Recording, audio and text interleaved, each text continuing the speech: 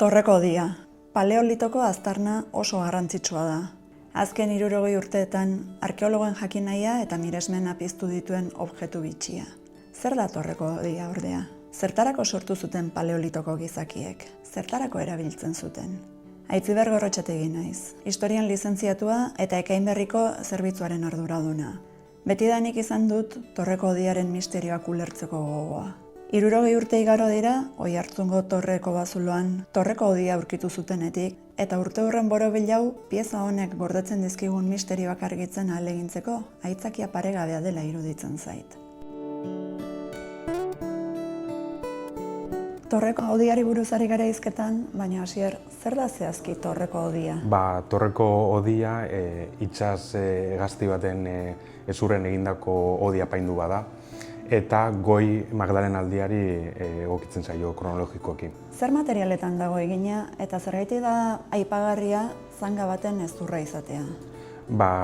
Hori, esan duzun bezala, hegazti batean eginda dago, zehazki zanga animalian eginda, eta oso garrantzitsua da izan ere, ehiztari-biltzaileek erabiltzen zituzten batez ere hegaztien hezurrak barrutik hutsak daudelako eta arinak direlako, hegan egiteko. Eta orduan horiek erabiltzen zituzten oso aproposak ziren horrelako tubuak fabrikatzeko. Nola dakigu torreko hodia paleolitoaren bukaerakoa dela? Batez ere estilistikoki eta ikonografikoki bat egiten du goi Magdalen aldiko tarte horretan. Eta gero baita grabatuak egiteko teknikak eta moduak ere goi Magdalen aldiari egokitzen zaizkio. Zer suposatzen du hodia testuinguru arkeologikotik eta estratigrazikotik kanpo agertu izanak? Zailagoa dela datatzea, agian hain data zehatz bat finkatzea, hala ere horregatik da hain garrantzitsua museoetan dauden pieza berriro berraztertzea, eta horrela kronologia fintzea, eta horrekin ere informazio gehiago lortzea, bai aztarnategia eta bai piezari dagokionez. Bere grabatuei begiratzean, zer ari gara ikusten?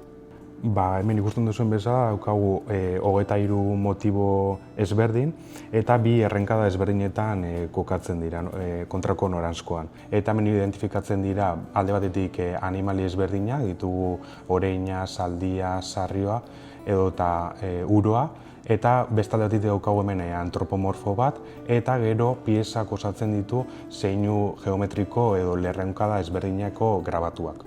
Nola jakin daiteke grabatuak fase desberdinetan eginak direla?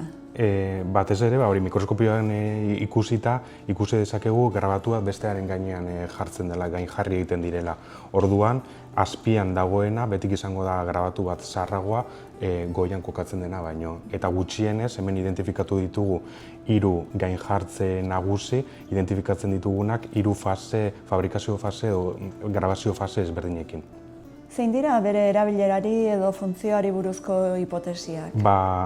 Asko hitz egin da, erabilera hauen inguruan eta batzuk esaten dute, batez ere erabiliko zirela edukiontzi bezala, beste batzuk musika trena gisa, eta egia da, aztarnategi batzuetan horrelako tubak aurkitu diren lekuetan bai identifikatu direla funtzio batzuk, adibidez Frantziako zenbait aztarnategitan orratzak kokatzen dira barruan, edukiontzi bezala, eta beste batzuetan okre zatiak gordetzen ziren, ziurrenei labarretako artean gero erabiltzeko.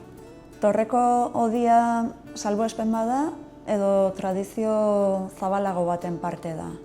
Nik esango nuke biak. Alde batetik egia da goi Magdalen aldiko tradizio batean kokatzen dela, tubuen fabrikazio horretan, hala ere pieza hau apartekoa da eta bere dekorazio hain konplexuak ez da ikusten beste aurkitu diren hodietan.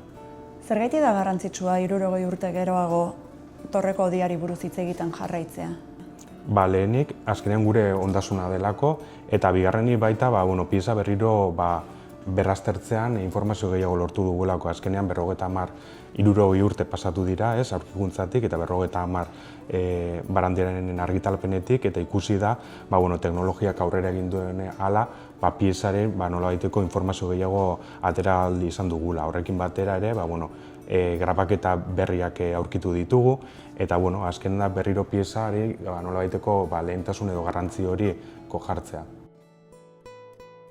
Bere aurkikuntzatik 60 urte betetzen diren honetan, Torreko Odia berriro ere albiste da.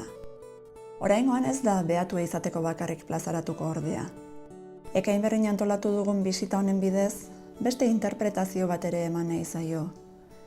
Hemen eta orain, ikusmen urritasuna duten pertsonengan pentsatuz bereiziki sortutako erreplika maximalizatu honekin, Odian grabaturiko irudiak xehetasun osoz ikusi ahal izango dituzu. Baita zeure atzekin ukitu ere. Arkeologiak Torreko Odiari buruzko pistak ematen dizkigu. Materialak, teknikak, antzeko beste piezekin konparazioak, testu inguruak. Baina galdera batzuk erantzunik gabe jarraitzen dute. Horregaitik orain, zuei dagokizue gogoeta egin eta hausnartzea.